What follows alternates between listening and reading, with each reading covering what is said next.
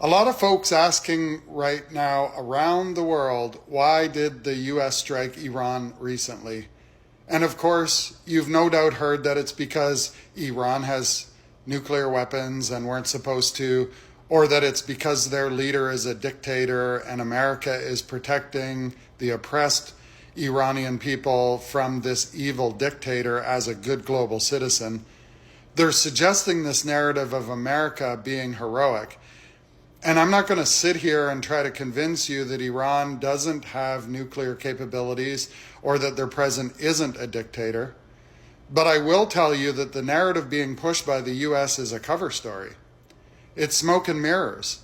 Because, fun fact, Iran is one of the top global producers of oil and gas.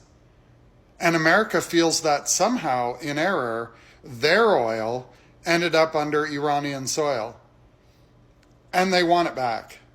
And they're using active duty US Armed Forces personnel as muscle to protect the billionaire oil barons.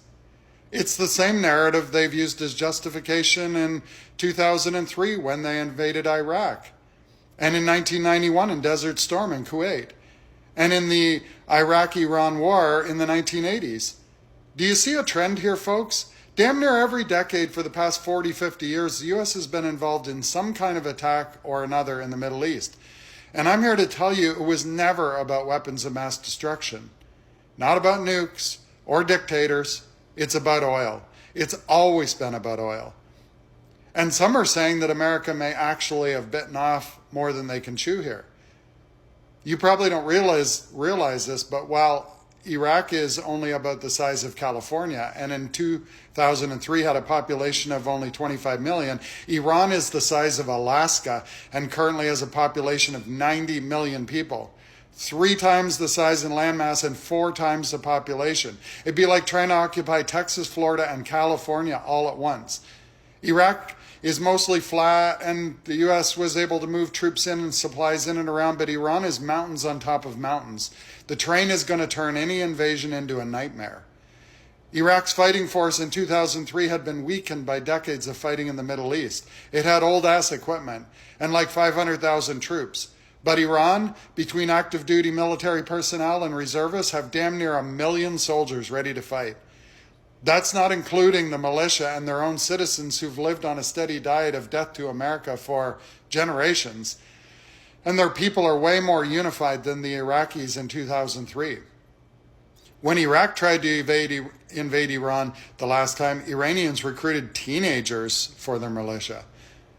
Also, fun fact, but about 50,000 American troops currently live on 19 bases within strike range of Iran's hypersonic missiles in the Middle East.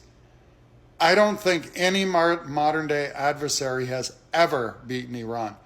So when you go swinging your dick around in the Middle East, Iran's the one you don't want to hit with it. Also, what's very different this time around is that the U.S. is no longer the golden child of the world. Their president has alienated their allies and pissed off their enemies. China's leader Xi and Russia's Putin are uniting against the U.S., according to a news item in CNN recently. China condemned the strikes, saying that they have, quote, catastrophic consequences, and called it, quote, a dangerous turning point. So the coming days and weeks will tell us a lot. But best case scenario, the price of gas goes through the roof because Iran controls the Strait of Hormuz, so they control the flow of all that oil in and out for now. Worst case scenario, depending on Russia and China's reaction, this could start World War III. Seriously. I hope this ends well for the world, but I think the jury's still out.